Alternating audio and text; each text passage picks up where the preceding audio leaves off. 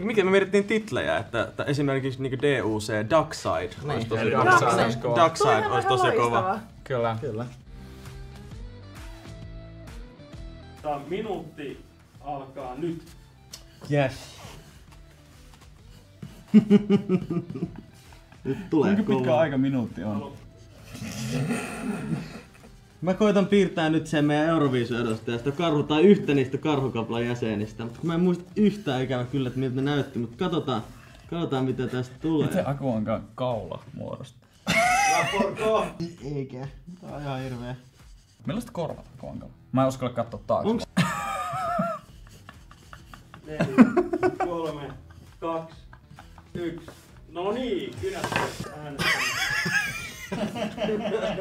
No mä koitin piirtää tämän meidän äsken valitseman Ankkaviisu-edustajan yhden jäsenen, eli Karhukoplan jäsenen, mutta mä en oikein muistanut miltä se näyttää, niin siitä tuli tällainen. Mä uskon, että toi silmänsuojus saattaa olla oikein, mutta muuten on kyllä vähän sinne päin.